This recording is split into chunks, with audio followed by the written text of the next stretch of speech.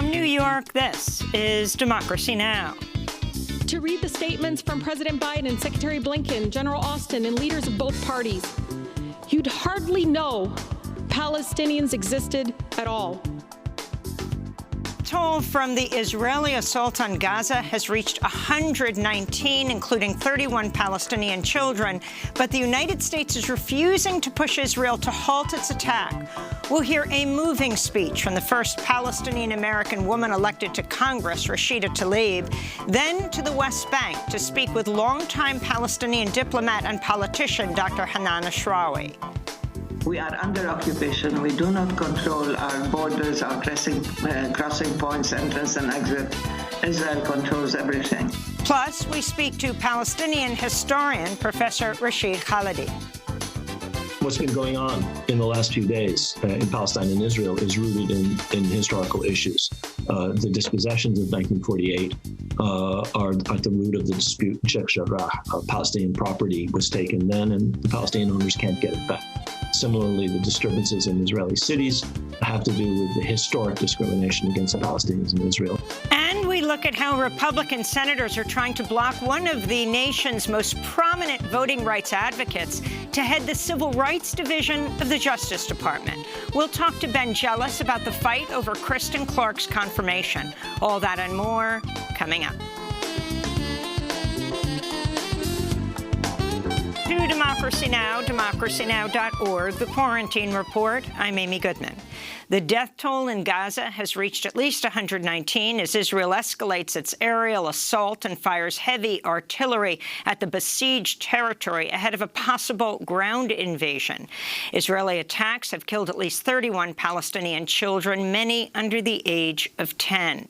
Gaza authorities report 40% of the victims in the Israeli strikes have been women and children.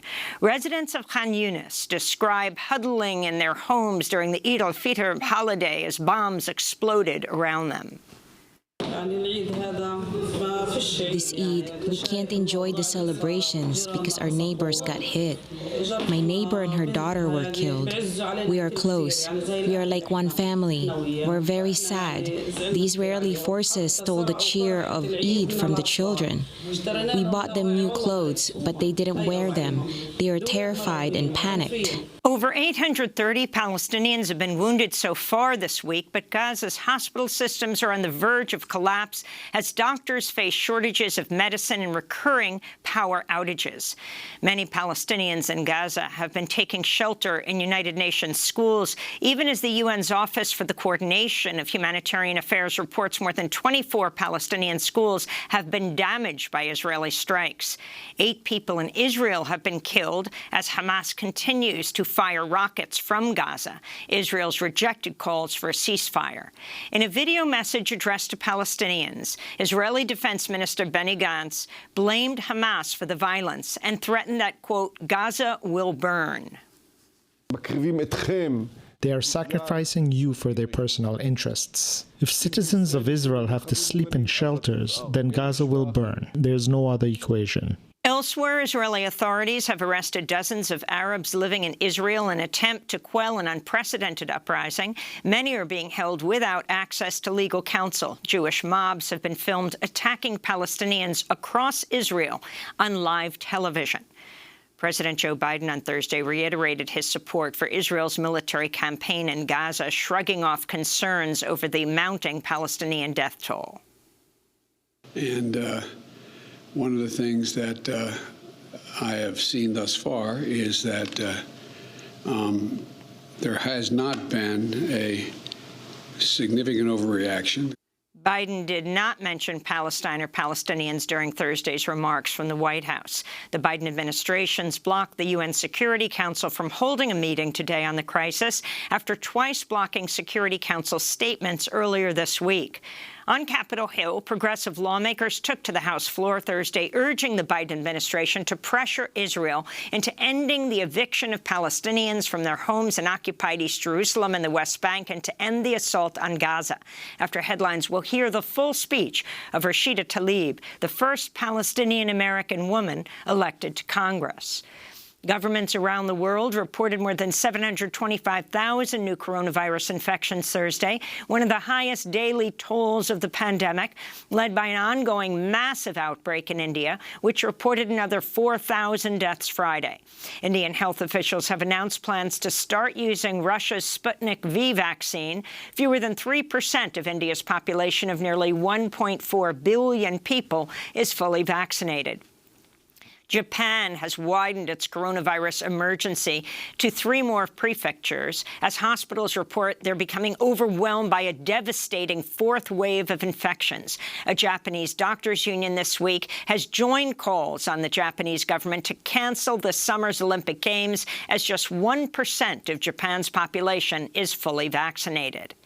Here in the United States, the Centers for Disease Control says masks and social distancing are no longer required in most social settings for people who've been fully vaccinated against COVID-19.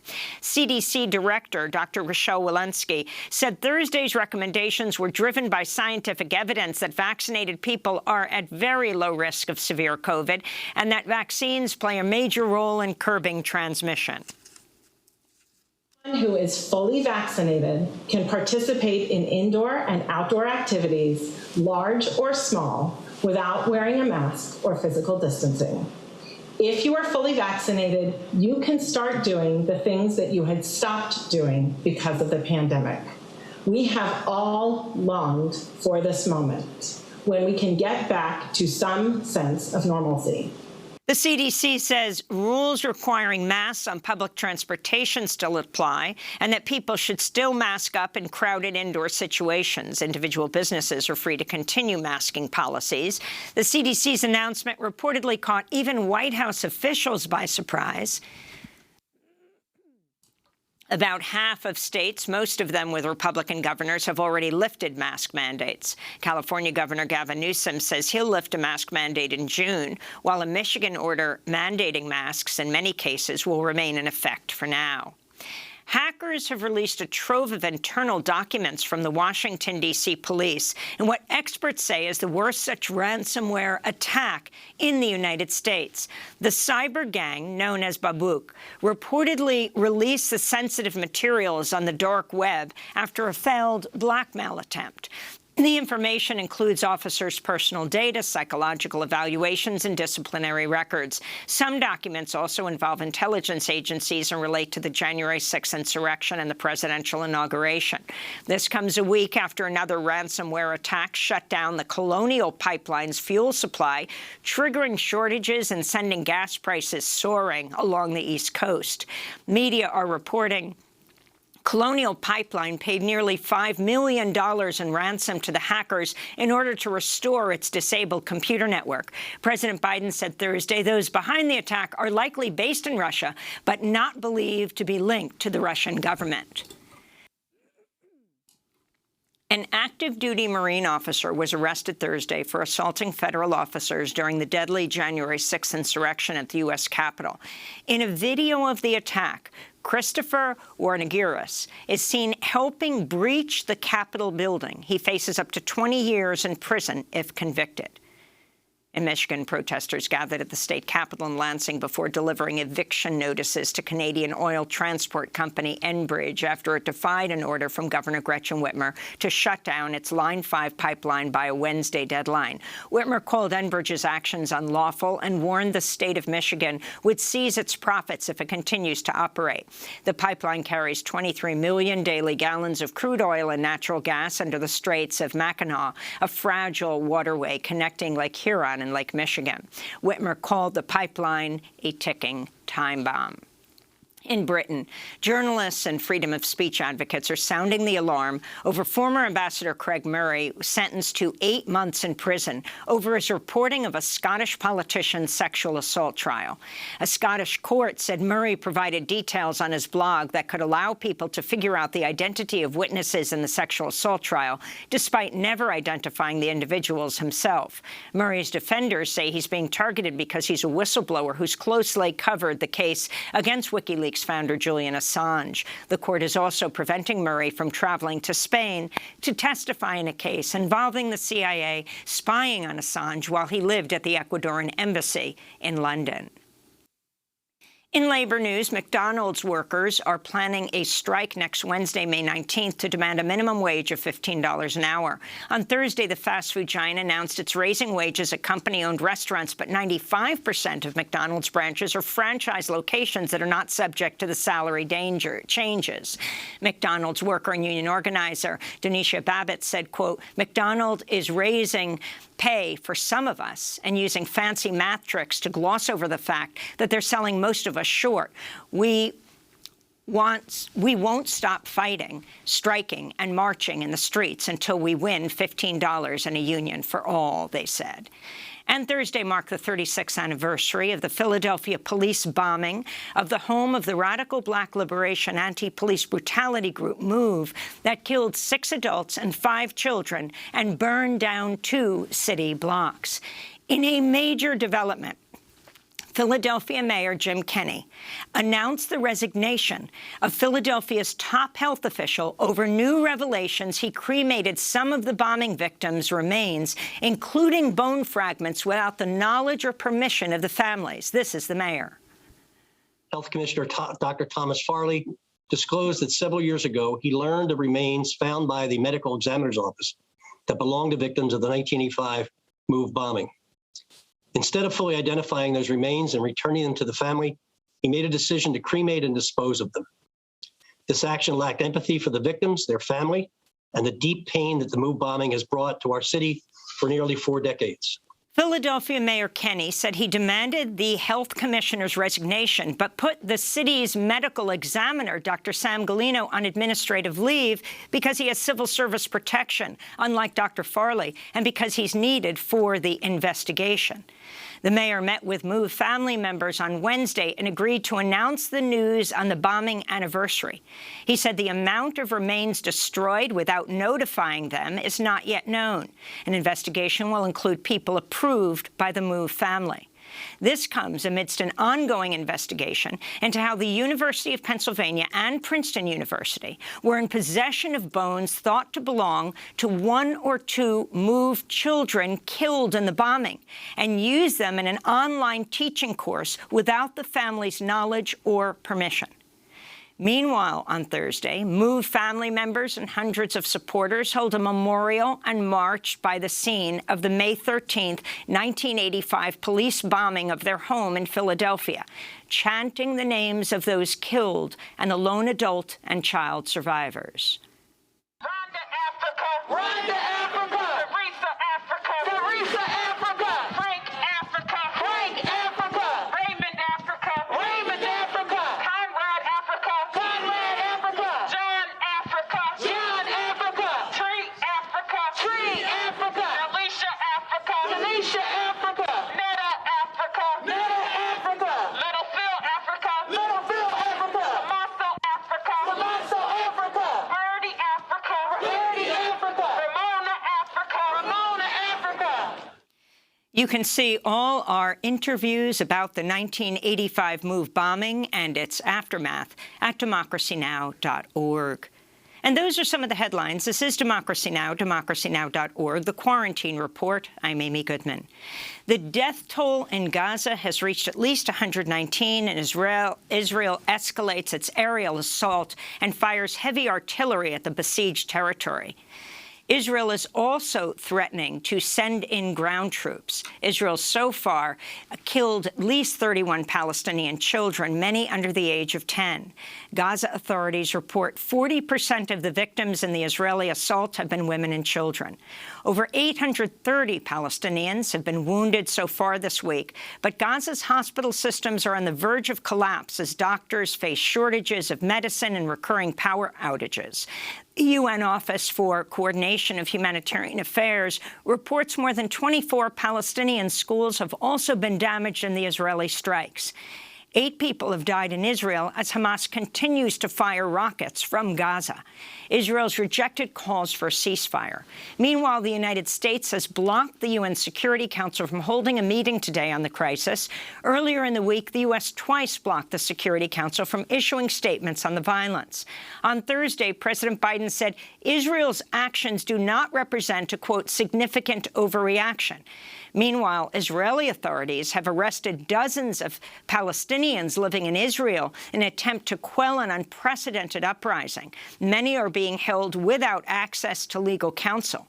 Jewish mobs have been filmed attacking Palestinians across Israel, some on live television.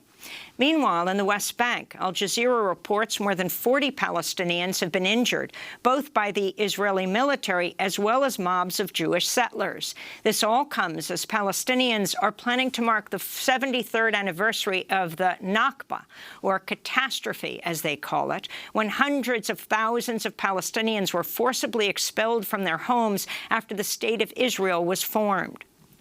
Later in the program, we'll be joined by two leading Palestinian figures, the historian Rashid Khalidi and the longtime diplomat and politician Hanan Ashrawi. But we begin with the words of Congresswoman Rashida Tlaib of Michigan. She became the first Palestinian-American woman to be elected to Congress in 2018. She spoke Thursday on the floor of the House. I am the only Palestinian-American member of Congress now, and my mere existence has disrupted the status quo. So personal for me. I am a reminder to colleagues that Palestinians do indeed exist, that we are human, that we are allowed to dream. We are mothers, daughters, granddaughters. We are justice seekers and are unapologetically about our fight against oppressions of all forms. And colleagues, Palestinians aren't going anywhere no matter how much money you send to Israel's apartheid government. If we are to make good on our promises to support equal human rights for all, it is our duty to end the apartheid system that for decades has subjected Palestinians to inhumane treatment and racism. Reducing Palestinians to live in utter fear and terror of losing a child, being indefinitely detained or killed because of who they are, and the unequal rights and protections they have under Israeli law. It must end. One of Israel's most prominent human rights organizations, B'Tselem, has declared Israel an apartheid state. Human Rights Watch recently recognized it too. This is what Palestinians living under Israel's oppression have been telling us for decades. I have been told by some of my colleagues who dispute the truth about segregation, racism, and violence in Israel towards Palestinians that I need to know the history. What they mean, unintentionally or not, is that Palestinians do not have the right to tell the truth about what happened to them during the founding of Israel. They are, in effect, they erase the truth about ethnic cleansing of Palestinians in Israel, that some refer to as the Nakba, our catastrophe. As Palestinians talk about our history, know that many of my Black neighbors, indigenous communities, may not know what we mean by Nakba, but they do understand what it means to be killed, expelled from your home, land, made homeless, and stripped of your human rights. My ancestors and current family in Palestine deserve the world to hear their history without obstruction. They have a right to be able to explain to the world that they are still suffering, still being dispossessed, still being killed as the world watches and does nothing. As Peter Beinart, an American of Jewish faith, writes, quote, "When you tell a people to forget its past, you are not proposing peace. You are proposing extinction. The Palestinian story is that of being made a refugee on the lands you called home. We cannot have an honest conversation about U.S. military support for the Israeli government today without acknowledging that for Palestinians, the catastrophe of displacement and dehumanization in their homeland has been ongoing since 1948. To read the statements from President Biden, Secretary Blinken, General Austin, and leaders of both parties, you'd hardly know Palestinians existed at all. There has been no recognition of the attack on Palestinian families being ripped from their homes in East Jerusalem right now, or home demolitions. No mention of children being detained or murdered. No recognition of a sustained campaign of harassment and terror by Israeli police against worshipers, kneeling down and praying and celebrating their holiest days in one of their holiest places No mention of Al-Aqsa being surrounded by violence, tear gas, smoke, while people pray.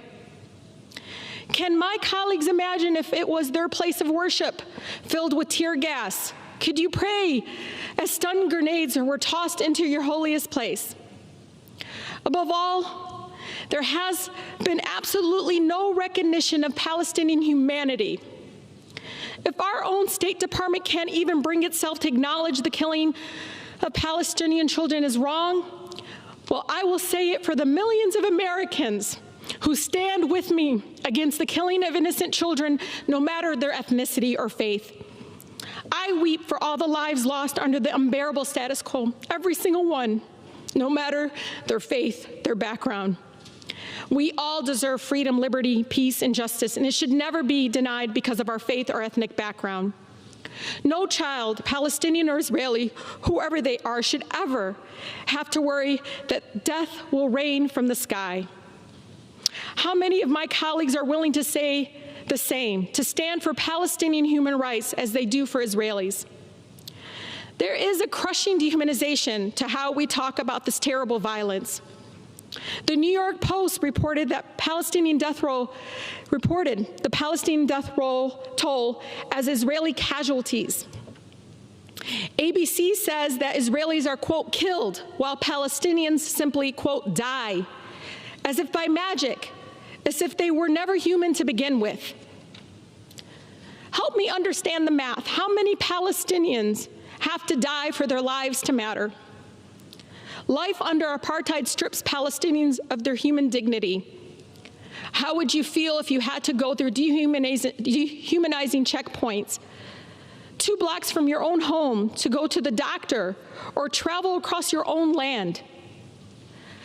How would you feel if you had to do it while pregnant in the scorching heat as soldiers with guns controlled your freedom?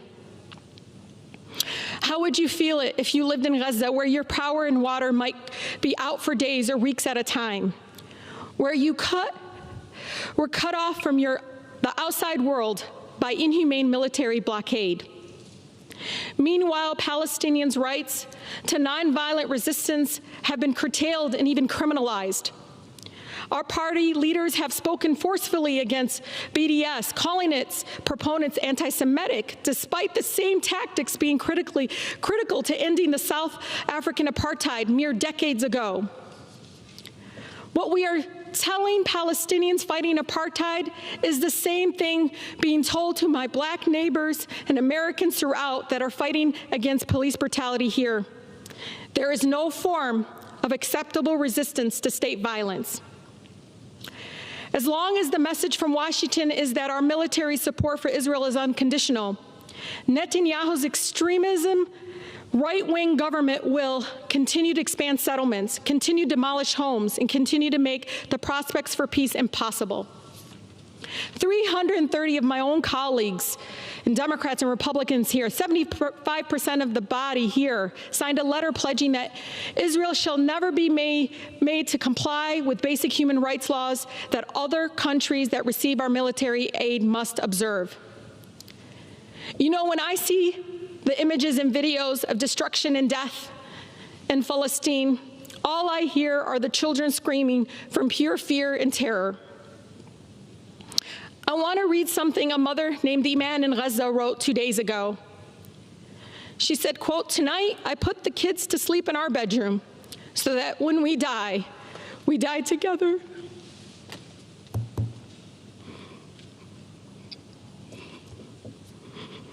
And no one would live to mourn the loss of another one. The statement broke me a little more because of my country's policies and funding will deny this mother's right to see children live, her own children live without fear and to grow old without painful trauma and violence.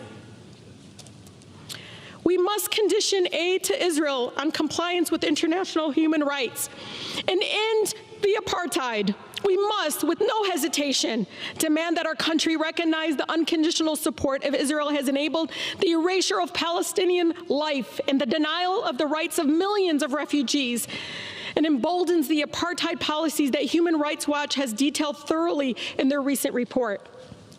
I stand before you not only as a Congresswoman for the beautiful 13 districts strong, but also as a proud daughter of Palestinian immigrants and the granddaughter of a loving Palestinian grandmother living in the occupied Palestine.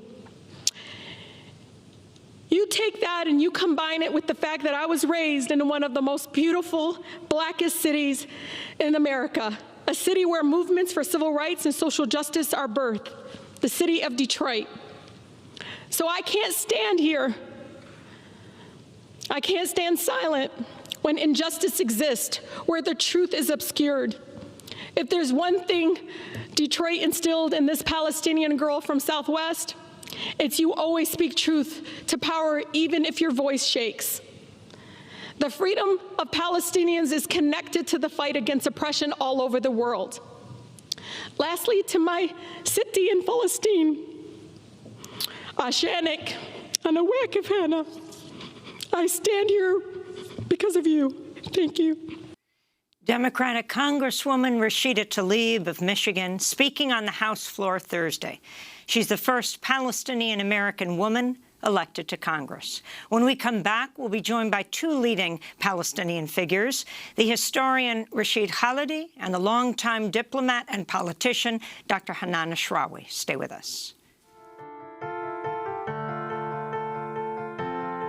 وين بديكي أنا نصكم بعرف إنه البيت قديم وشايف في عيونك حزينة بس أنا شو بقدر أعمل قدام الوحش العظيم عم بنهش بطن المدينة وين بديكي أنا نصكم بعرف إنه البيت قديم وشايف في عيونك حزينة بس أنا شو بقدر أعمل قدام الوحش العظيم عم بنهش بطن المدينة مين قال إنه الشوارع رح تضل نفس الإشي مين قال إنه المدينة بعدها بتنقطع ماشي مين قال إنه الحارات بعدها لعبتنا البريئة مين سرق منا الطبيعة وقالنا حافظوا على البيئة مين حط السوق بمول مين طلعنا من البيوت مين قسمها ومين أجرنا استوديو أصغر من تابوت مين أجا من Hymn to Gentrification by Faraz Suleiman. This is Democracy Now!, democracynow.org, the Quarantine Report. I'm Amy Goodman. As we continue to look at Israel's assault on Gaza and the Palestinian uprising, we're joined by two guests. In New York, Rashid Khalidi is Edward Said Professor of Modern Arab Studies at Columbia University. He's the author of several books, including his latest, The 100 Years' War and Palestine.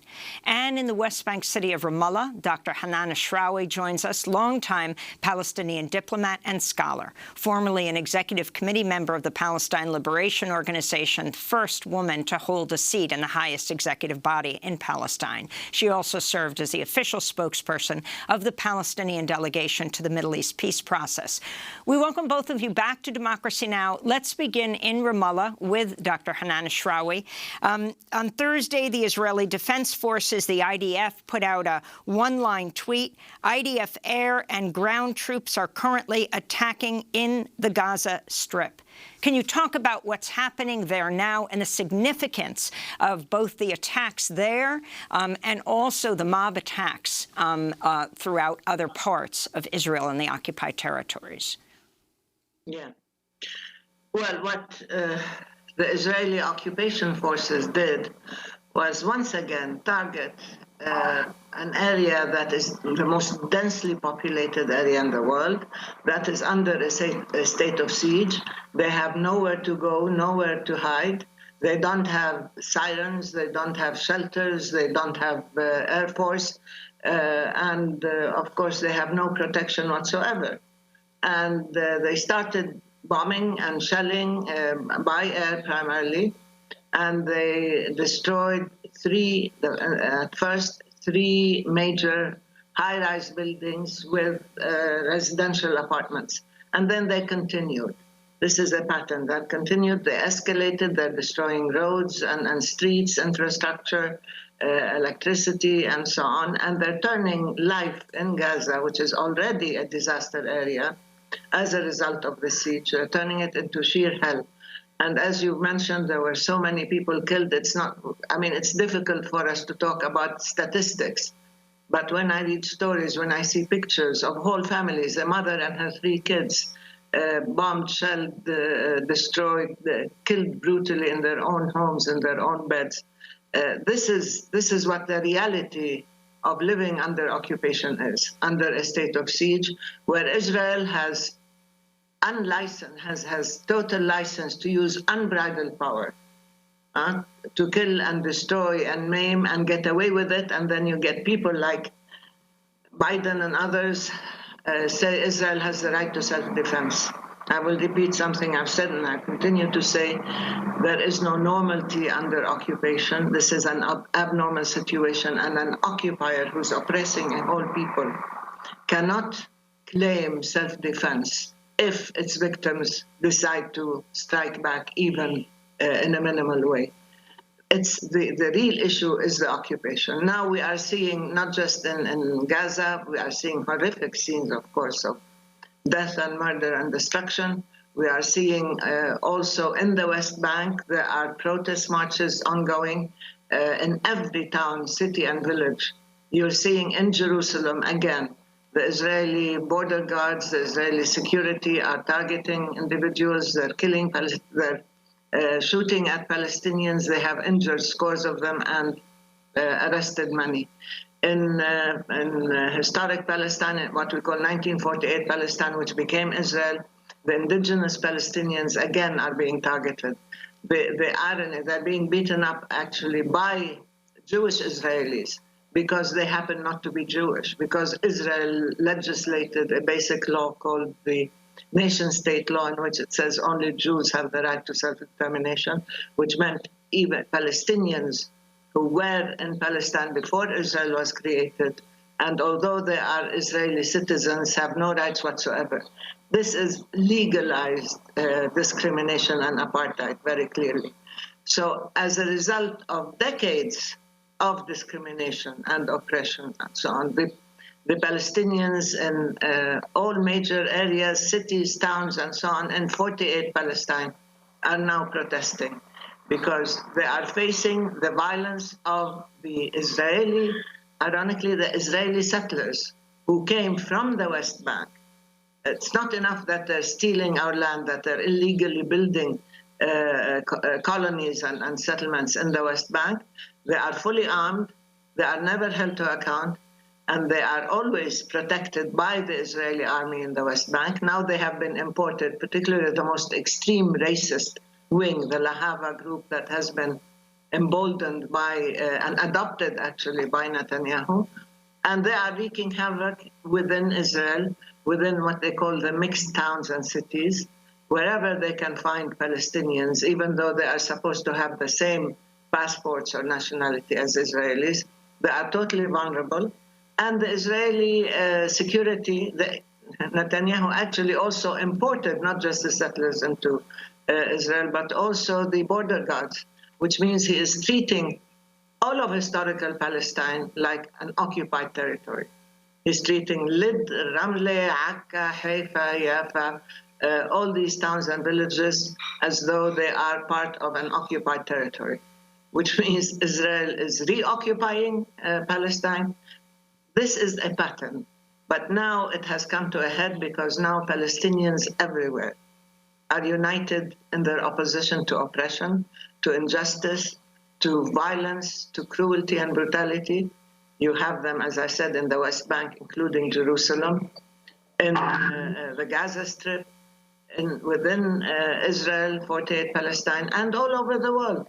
Now Palestinians in the States, in Washington, in Manhattan, New York, in Chicago, in different places are also protesting along with their allies, along with this amazing solidarity network that is emerging in the US, as well as in Europe and in the Arab world. So there is this unity of identity, unity of struggle, despite the differences of injustice. It's not, you can be under occupation, you can be suffering also from discrimination and apartheid, you can be facing an army, you can be suffering exile, dispossession, and refugee status. But you all know that the source of your oppression is the same. Well, And I that's why want to bring Professor Halliday into this conversation, and he's here in New York. And speaking of the United States and its role, I wanted to play a clip of President Joe Biden reiterating his support for Israel's military attack on Gaza, shrugging off concerns over the mounting Palestinian death toll. And one of the things that I have seen thus far is that there has not been a significant overreaction. Biden did not mention Palestine or Palestinians during Thursday's remarks from the White House. And the Biden administration has stopped the United Nations on several occasions this week, the Security Council, from taking up a resolution. Can you talk about this, Professor Halliday?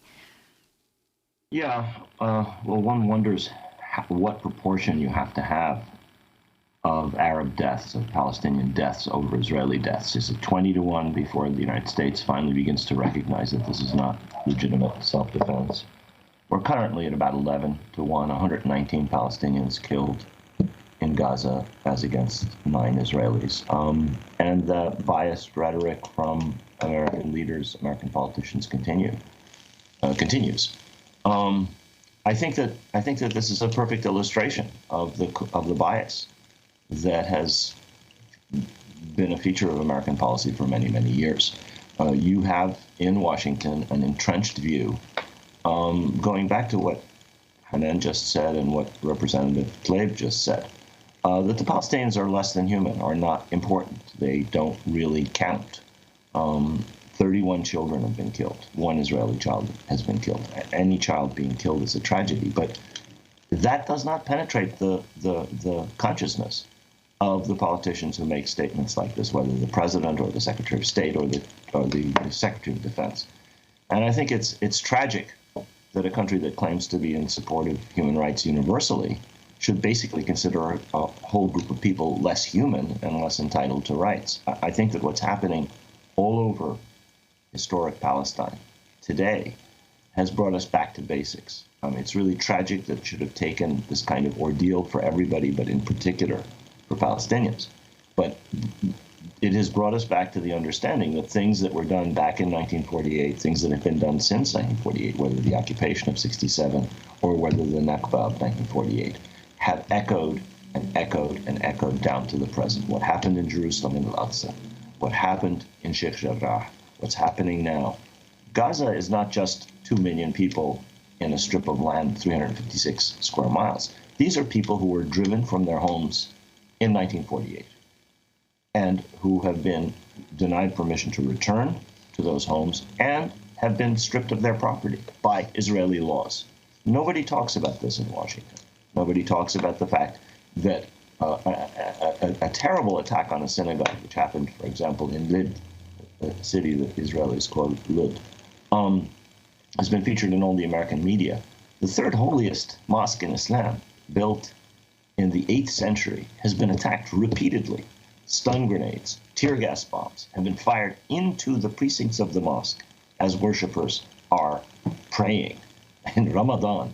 I haven't heard a peep out of an American official about this. So we're really talking about something that at the top, at least, of the American political pyramid, in my view, is really quite disgraceful. And I think things are changing at the bottom. I think people are fully aware of the complete iniquity in the way in which the United States deals with this. And I think they're beginning to be aware of the fact that American weapons being used to kill 31 children in Gaza and another 80 people, others, most of them civilians, are being used in violation of U.S. law. The U.S. law dictates that those weapons be used solely for defensive purposes. So when American officials bleat about Israel is engaged in self-defense, what they're doing is not just protecting Israel, they're protecting themselves, because otherwise those arms sales would be illegal and they would be complicit in illegal actions. So I think that it's disgraceful that we should hear such statements, but it is really interesting that other voices are beginning to be heard in the United States and around the world protesting this. Do you see a difference, Professor Halliday, between the Trump administration and the Biden administration, between President Trump and President Biden, in dealing with Israel? Well, of course there are differences, but they play the same tune. They play it in a different register. The Trump administration essentially adopted the most extreme tenets of the most extreme Israeli government in history. It's a government that intends to create one Jewish supremacy state in the entirety of what they call the land of Israel. That's the Netanyahu agenda, and the Trump administration signed on to that completely. This administration, however, is still committed to the same kind of bedrock inequalities that every American administration for decades has supported. Whether this involves not talking about Palestinians at all, as no administration official has done all week, or whether this involves a kind of acceptance of Israeli terms like Israel's security. Israel's security is seen to mandate the killing of 119 people, most of them civilians, a dozen women, 31 children. That kind of thing, it was shared, that kind of logic, I should say, is shared between all of them, American administrations. You talk about going back decades. I wanted to go back to 1986, more than 35 years ago, when then Senator Joe Biden talked about U.S. support for Israel, saying if Israel did not exist, the U.S. would have to invent an Israel to defend its interests in the region. This is what he said. If we look at the Middle East, I think it's about time we stop, those of us who support, as most of us do, Israel in this body, for apologizing for our support for Israel. There's no apology to be made. None. It is the best $3 billion investment we make. Were there not an Israel, the United States of America would have to invent an Israel to protect her interest in the region. The United States would have to go out and invent an Israel. That was Senator Biden in 1986. Has he changed his view? And talk about what he is saying, Professor Halliday. Well, what he's saying is that Israel operates as a proxy of the United States in the Middle East. And what he's also saying is vote for me and continue to give me campaign donations. That's unspoken. Those two elements in support for Israel, both in the Democratic Party and in the Republican Party, have been constants. The search for a strategic role for Israel sometimes has gotten pretty desperate because Israel, in fact, harms American interests in many cases in the Middle East. But the pretext, which during the Cold War, Biden was speaking in '86 at the very end of the Cold War. During the Cold War, it could be argued, well, Israel is an American proxy and there are Soviet proxies and so on. Those feeble pretexts for arguing for a strategic role for Israel as benefiting the United States, those have disappeared since the Cold War. Since then, unfortunately, the so-called war on terror has taken the place of that. And Israel has managed to merge into American concerns that were sparked by the 9/11 attacks and the rise of the Islamic State and so forth, in order to sell itself to Americans. Netanyahu was a master salesman in this regard, as a valuable ally in the war on terror. In fact, American support for Israel probably provokes a lot of terrorism.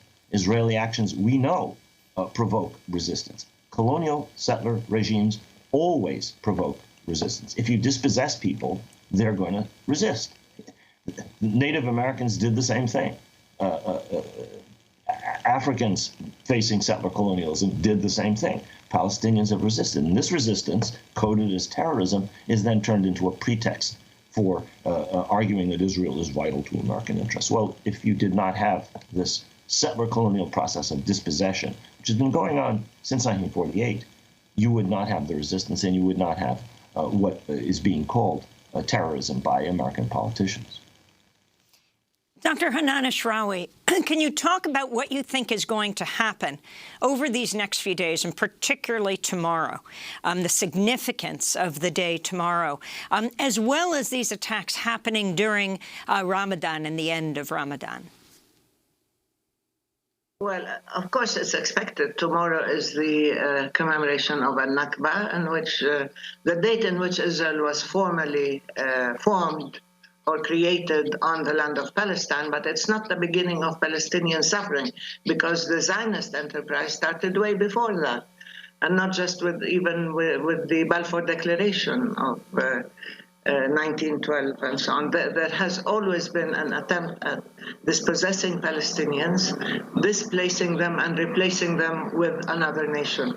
And the extremist Zionist ideology actually gained more and more traction and has been adopted now, till now, in a process of negation of a whole nation, our land, our history, our culture, even our very physical presence, our identity, and replacing us with a new narrative, with a new people that came from outside Palestine, at the expense of the Palestinian people, without any kind of curbs or engagement or accountability.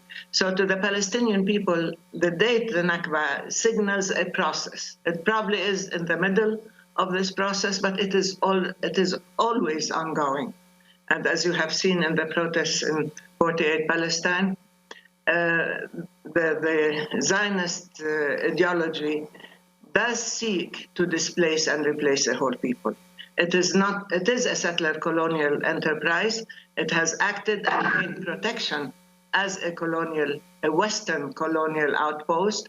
It has been a functional state, let's say, for the remnants of Western colonialism. So what do you think needs to happen now?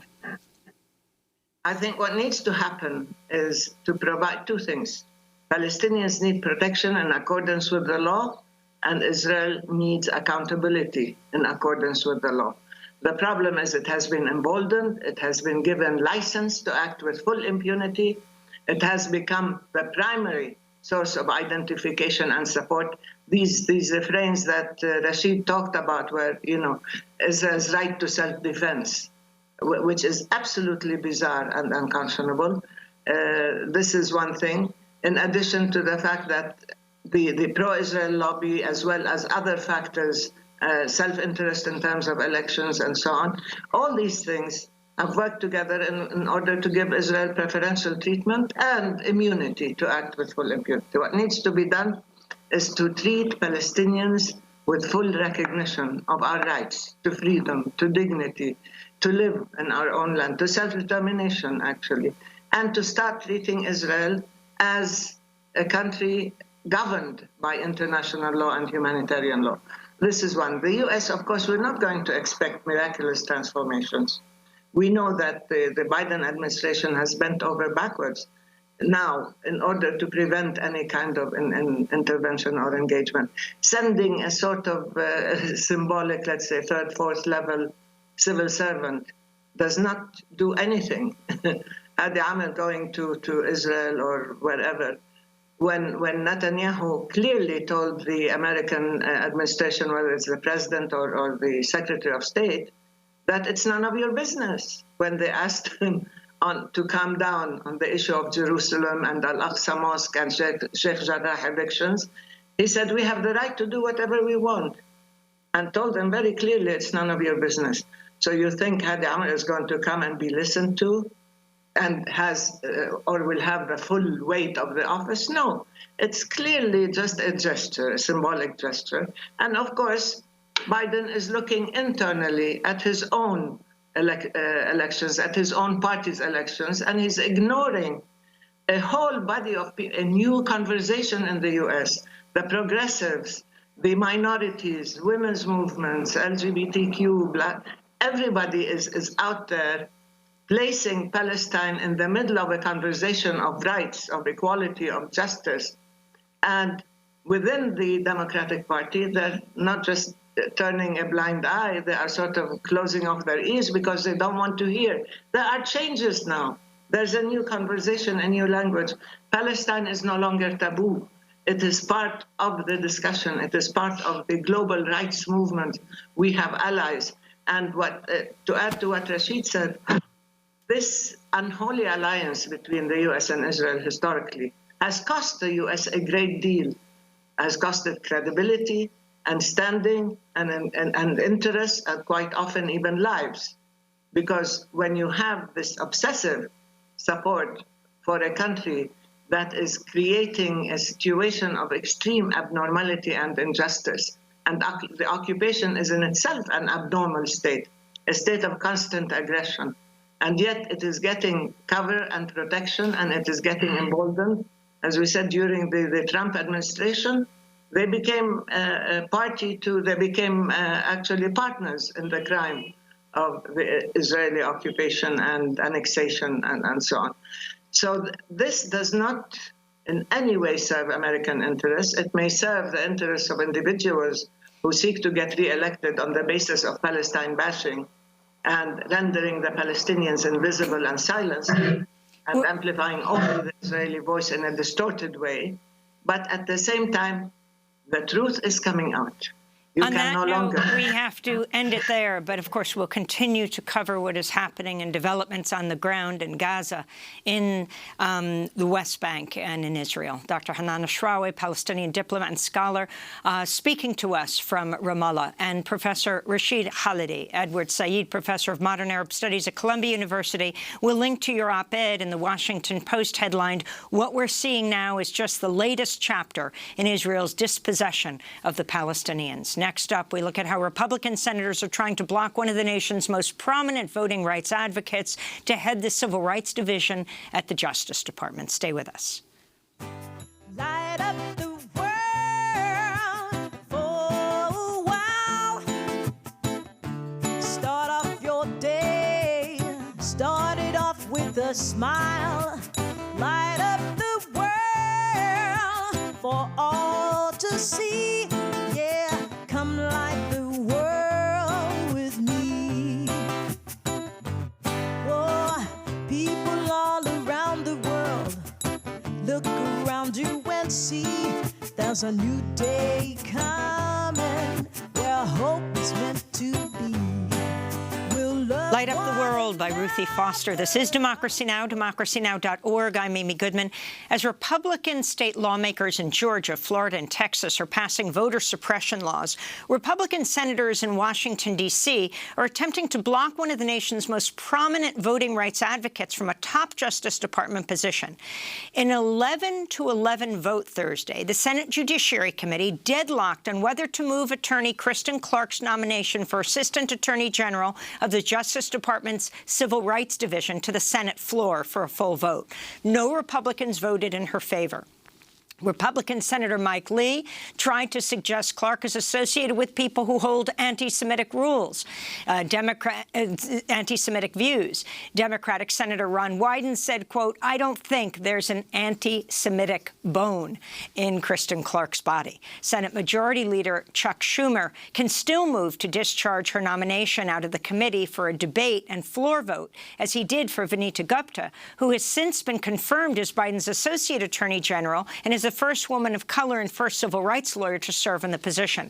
If Clark's nomination is successful, she would be the first black woman to lead the Civil Rights Division. For more, we're joined by Ben Jealous, president of People for the American Way, former president of the NAACP. Ben, welcome back to Democracy Now!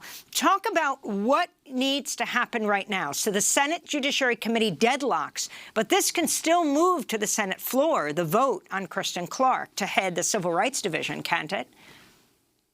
Yes, and that's what Chuck Schumer will have to do. He's just going to have to move this to the floor for a vote. The Republicans are voting on partisan lines, apparently because they're trying to suppress voting rights across the country. And, well, if that's the case, then the last thing you would want is an esteemed voting rights advocate leading the Civil Rights Division of the U.S. DOJ. So talk about the hearing that took place. Talk about what Kristen Clark represents and why you feel it's so critical that she be confirmed. The attacks on her were a new low. You had Senator Cruz accusing her of lying by lying. He pretended that the words of the poet Amiri Baraka were her own words, when she had simply forwarded an email with a submission from him to a student magazine, just passing it on to her colleagues. He then read what the poet said and pretended that it was Kristen Clark saying that. I mean, that's the type of stuff that we've been dealing with. It's just been lie after lie after lie. I wanted to go to Richard Blumenthal, the Democratic senator from Connecticut, who immediately responded to the Republican Utah Senator Mike Lee's accusation of anti-Semitism. I think, as Merrick Garland said when he was here, I think I know anti-Semitism when I see it. I think this charge about anti-Semitism is just very regrettably false. Even to raise it is unfortunate. There's no basis for it in the record. In fact, I don't think there's an anti-Semitic bone in Ms. Clark's body, judging by her record. So that's Connecticut Senator Blumenthal, who said there's not an anti-Semitic bone in Kristen Clark's body. We had said it was Senator Wyden before. But to raise that issue, talk about what Kristen Clark represents through the years, what she has done, especially in light of the hundreds of voter suppression bills that are being voted on around the country. She's a civil rights lawyer. She has made a name for herself fighting hate crimes, fighting employment discrimination and sexual harassment, and most notably fighting for the right of every person in this country to participate in free and fair elections.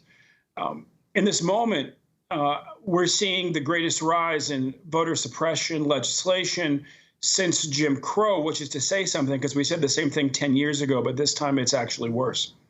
And her coming into the U.S. Department of Justice at this moment would really strengthen the hand of the department, which was gutted by Trump, to fight voter suppression across this country. Kristen's one of the most even-tempered, even-handed, most dedicated people to defending the U.S. Constitution that you'll ever meet. And the way that they have lied about her really is a new low. This is somebody who has avoided controversy, if you will, simply by being absolutely decent every day of her life. She doesn't excite easily. And she, one of the things that hurt me most was seeing them trot out the widow of the officer that Mumia was convicted of killing, to say that Kristen was anti-white. It was the craziest thing. Meanwhile, we're sitting there recording video of white women talking about Kristen as their savior on the job because she fought against the sexual harassment and sexual discrimination that they were subjected to for years. Again, they will just lie as they call her a liar. It's really the worst hearing I've seen in a very long time. So we don't have much time left, but her position to head the Civil Rights Division, if she is confirmed, not only deals with issues like voting rights, but also consent decrees for police departments. Is that right? Yeah, the special prosecution of police officers is handled by this office as well. And, you see the U.S. So you see Republicans in the U.S. right now, their leaders in Congress, apparently very worried that the U.S. Department of Justice under Joe Biden will get back to actually administering justice. And that's why they've been so fierce in trying to stop Ms. Gupta and now Ms. Clark. And we just have 10 seconds, but what do you understand the Senate Majority Leader, Chuck Schumer, will do? He will move this to the floor for a vote. He has to. The Republicans, quite frankly, are just lying again and again and again and not really doing their job. Ben Jealous, I want to thank you for being with us, President of People for the American Way, former president of the NAACP. And that does it for our show. A very happy birthday to Aaron Dooley. Democracy Now! Is produced with Renee Feltz, Mike Burke, Dina Guzder, Nermeen Sheikh, Maria Tarasena, Carla Wills, Tammy Warrenoff, Trina Nadura, Sam Alcoff, Maria Studio, John Hamilton, Robbie Karanani, Masood, Adriano Contreras, our general managers, Julie Crosby. Special thanks to Belkis Staley. I'm Amy Goodman. Thanks for joining us.